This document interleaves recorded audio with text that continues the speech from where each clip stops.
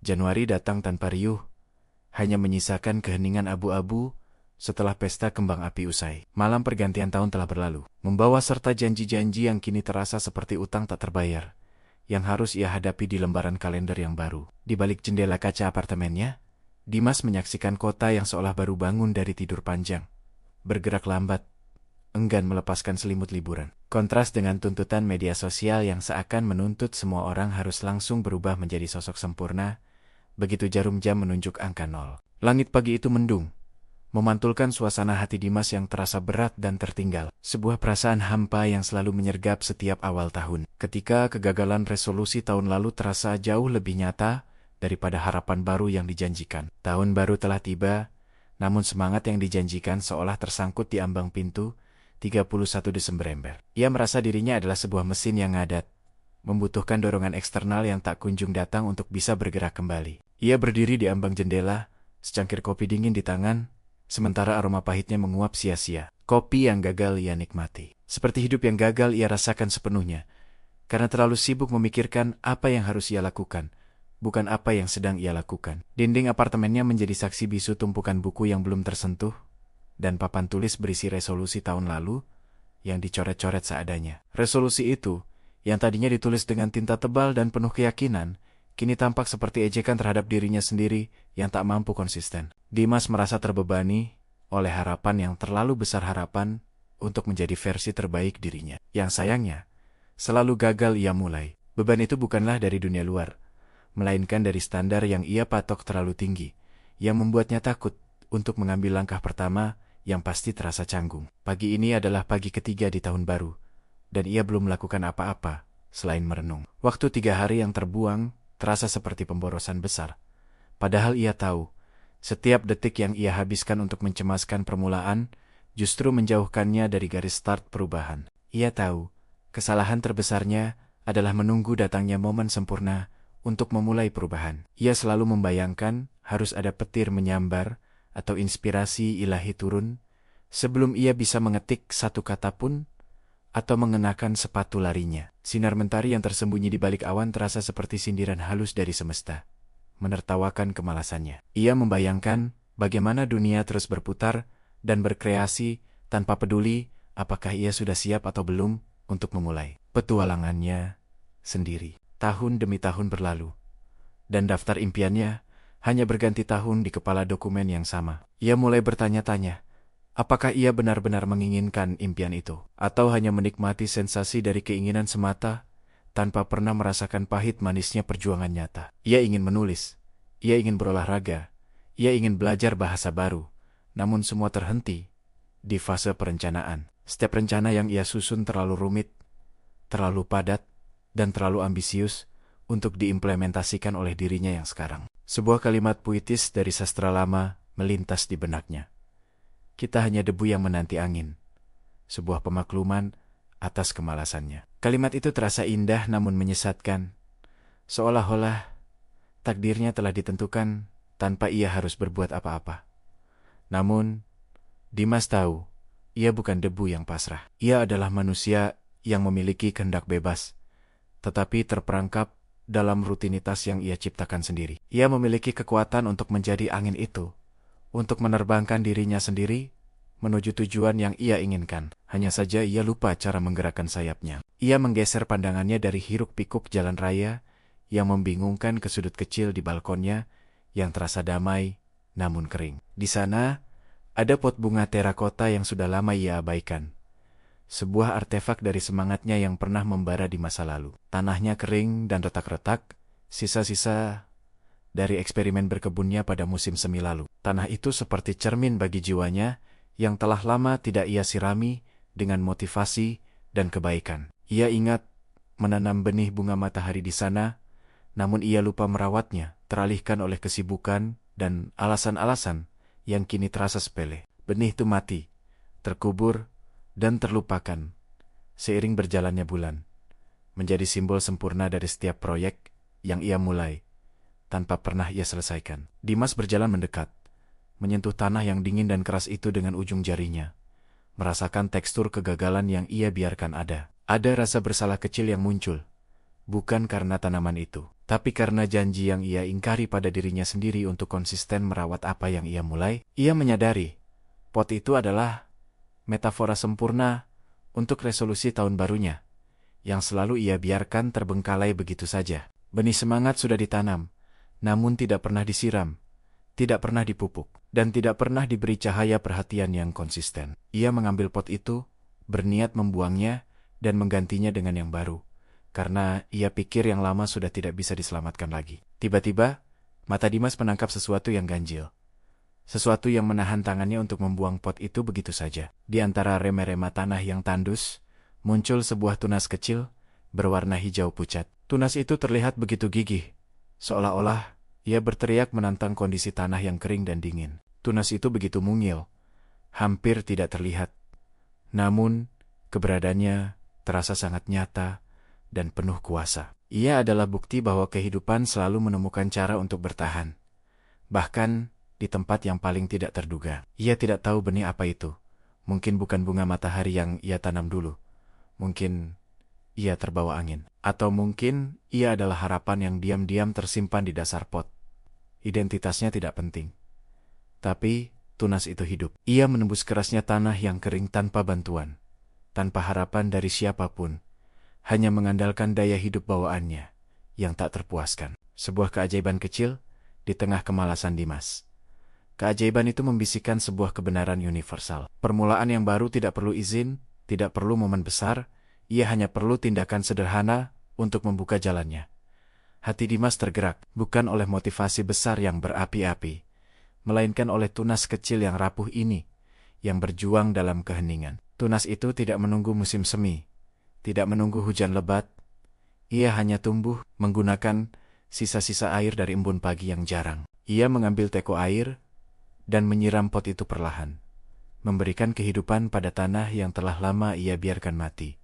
Sebuah ritual kecil yang terasa sakral. Air meresap, menciptakan aroma tanah basah yang segar dan menenangkan, membawa harapan yang kini terasa nyata di indera penciumannya. Ini adalah tindakan pertama yang ia lakukan di tahun ini.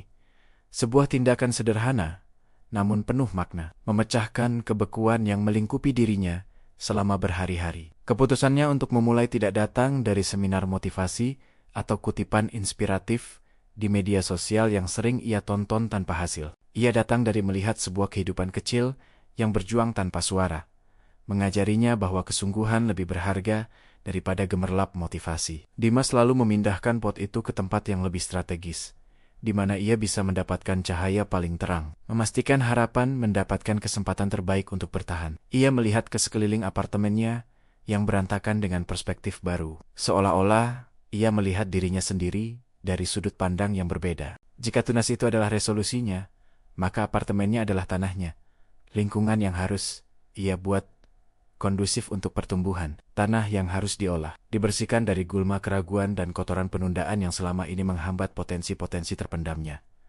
Dimas mulai dengan membersihkan meja kerjanya. Meja yang selama ini menjadi medan perang antara ide dan penundaan, kini ia memutuskan untuk menghancurkan medan perang itu. Tumpukan kertas yang menimbun dan debu yang menebal seolah menghambat aliran ide. Setiap lembar kertas yang tidak penting adalah memori tugas yang belum selesai.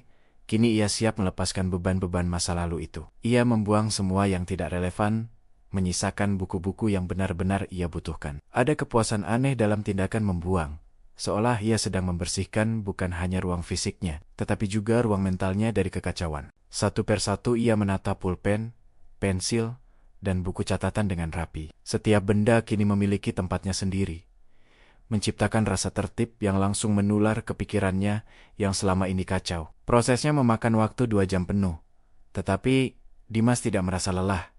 Justru sebaliknya, energi yang ia dapatkan dari keteraturan ini jauh lebih besar daripada tenaga yang ia keluarkan untuk membersihkan. Setiap sudut yang bersih adalah sebuah kemenangan kecil atas kemalasannya, membangun pondasi kepercayaan diri yang selama ini hilang. Ia menyadari, perubahan besar tidak harus dimulai dari loncatan raksasa yang menakutkan. Itu adalah ilusi yang selama ini mencekik. Perubahan besar dimulai dari langkah kecil yang konsisten, dari membersihkan satu pot, satu meja, lalu satu ruangan. Disiplin dalam hal kecil akan memimpin pada disiplin dalam hal besar secara alami. Ketika meja kerjanya sudah bersih, Ia meraih laptopnya, merasakan permukaan dingin laptop yang kini bebas dari debu. Jari-jarinya terasa ringan saat menyentuh touch keyboard, seolah ia menyentuh sebuah alat baru yang siap menerima perintahnya. Ia membuka folder yang berisi naskah cerita pendeknya yang terhenti sejak 6 bulan lalu.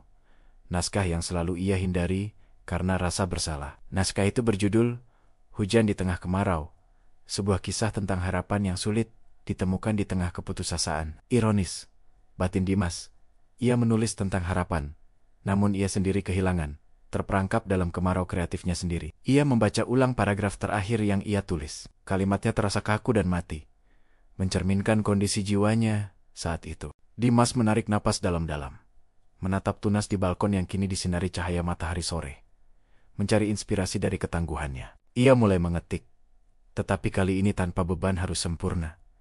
Ia hanya ingin menyelesaikan apa yang sudah ia mulai. Ia menulis dengan kejujuran, membiarkan alur cerita mengalir seperti air yang baru saja ia tuang ke pot bunga, lancar tanpa hambatan. Kata-kata mulai berbaris, membentuk kalimat-kalimat yang luwes dan penuh emosi, menciptakan suasana yang selama ini ia cari. Dalam 2 jam, ia menyelesaikan 2000 kata, lebih banyak dari yang pernah ia capai dalam 2 bulan terakhir. Sebuah keajaiban kecil dalam kreativitasnya. Rasa puas itu bukan datang dari hasil, melainkan dari proses yang ia nikmati sepenuh hati. Ia telah memulai, dan itu adalah hadiah tahun baru terbaik yang bisa ia berikan kepada dirinya sendiri. Sebuah izin untuk berproses, bukan berfokus pada hasil. Menjelang senja, Dimas memutuskan untuk keluar dan membeli tanah baru serta pupuk untuk tunas kecilnya. Sebuah misi yang terasa penting. Ia mengenakan jaket tebal dan turun ke jalan, merasakan hawa dingin yang menusuk, namun menyegarkan. Berjalan di udara Januari yang sejuk, ia merasa berbeda, seolah ia baru saja melepaskan ransel berat berisi penyesalan. Kota masih sama, gedung-gedung masih menjulang, namun cara pandangnya telah berubah total. Ia melihat keindahan di balik kekacauan. Ia melihat setiap keramaian bukan lagi sebagai gangguan, melainkan sebagai denyut kehidupan yang memberinya energi. Setiap pejalan kaki seolah membawa cerita, setiap lampu lalu lintas memberi jeda untuk refleksi. Ia kini menjadi pengamat yang lebih peka. Di toko perkakas, ia bertemu dengan Pak Budi, tetangga lamanya yang selalu terlihat bersemangat, pria paruh baya yang selalu siap berbagi kebijaksanaan. Pak Budi menyapanya dengan senyum lebar. Matanya memancarkan kehangatan yang tulus. "Wah, Dimas, sudah mulai berkebun lagi?" tanya Pak Budi. Suaranya renyah dan penuh rasa ingin tahu. Raut wajahnya memancarkan energi positif yang menular. Dimas tersenyum. Senyum tulus yang jarang ia berikan. "Iya Pak, mencoba menanam semangat baru. Ternyata benih harapan tumbuh sendiri. Saya hanya bertugas merawatnya sekarang," jawab Dimas jujur. Pak Budi tertawa ringan, menggelengkan kepala. "Semangat itu tidak ditanam di tanah, Mas. Ia ditanam di niat yang teguh. Tapi tahu tidak, langkah terpenting adalah menyentuh tanahnya. Karena niat tanpa tindakan hanyalah doa tanpa amin." Dimas mengangguk setuju. Kata-kata Pak Budi terasa sangat membumi dan langsung menusuk ke inti persoalan. Dimas menyadari bahwa selama ini ia hanya berniat, tanpa pernah benar-benar mengotori tangannya dengan pekerjaan nyata. Ia membeli sekantong tanah subur dan pupuk organik, sebuah investasi kecil untuk masa depan yang kini terasa lebih cerah. Di perjalanan pulang, ia merenungkan kembali arti dari awal baru yang selama ini ia kejar dengan cara yang salah. Awal baru bukanlah keajaiban yang terjadi tepat pukul 00 di tanggal 1 Januari. Itu hanyalah mitos yang diciptakan oleh kalender. Ia adalah keputusan sadar untuk bergerak, meski hanya 1 sentimeter ke depan. Sebuah komitmen yang diperbarui setiap hari. Awal baru adalah keberanian untuk mengakui bahwa hari kemarin adalah pelajaran, bukan beban, dan bahwa hari ini selalu menjadi kesempatan kedua. Malam harinya, Dimas kembali ke balkonnya, diterangi oleh lampu jalanan yang lembut. Ia mengganti tanah lama di pot itu dengan tanah baru yang kaya nutrisi, memberinya lingkungan terbaik untuk berkembang. Ia mencampur pupuk, memastikan tunas kecil itu mendapatkan semua yang ia butuhkan untuk bertumbuh. Merawatnya dengan penuh perhatian. Ia memberinya nama, Harapan, sebuah nama yang kini memiliki makna yang jauh lebih dalam baginya. Ia tidak lagi khawatir apakah harapan akan tumbuh menjadi bunga matahari yang besar atau hanya rumput liar. Yang terpenting, ia sudah melakukan bagiannya. Ia sudah merawat ia sudah memulai. Setelah selesai, ia duduk di meja kerjanya yang kini bersih dan rapi, merasakan energi yang mengalir dari lingkungan yang tertata. Ia membuat jadwal harian baru, tapi kali ini realistis dan sederhana. Sebuah jadwal yang bisa ia patuhi tanpa tekanan. Bukan menulis 5.000 kata sehari, melainkan menulis selama 30 menit, tanpa pengecualian, setiap hari. Bukan lari maraton, tapi berjalan kaki 15 menit di pagi hari, hanya untuk menghirup udara segar dan menggerakkan tubuh. Dimas akhirnya memahami bahwa disiplin kecil yang konsisten akan selalu mengalahkan motivasi besar yang musiman dan tidak menentu. Di luar, bulan bersinar terang, menembus sela-sela mendung yang tersisa. Cahaya bulan itu menciptakan bayangan misterius di lantai. Cahaya bulan itu jatuh tepat di pot harapan, seolah memberi restu pada setiap niat baik yang ia tanam di awal tahun ini. Malam itu, Dimas tidur dengan perasaan ringan, membawa semangat yang tidak lagi ia tunggu, melainkan ia ciptakan sendiri melalui tindakan kecil yang berulang. Di hatinya, sebuah awal baru telah benar-benar terukir, bukan di kalender, melainkan di dalam jiwa yang kini siap untuk berjuang dan bertumbuh.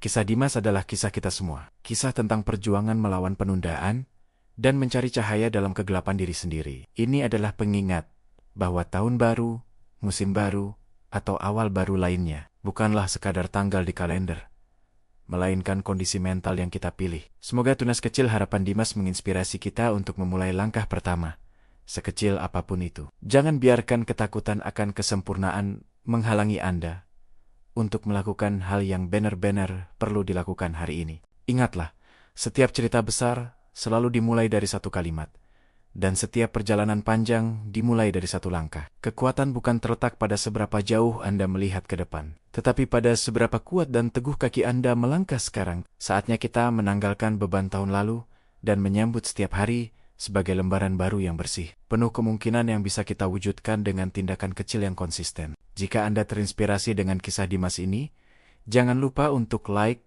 share, dan subscribe channel Narasi Sastra untuk mendapatkan lebih banyak cerita yang menginspirasi lainnya.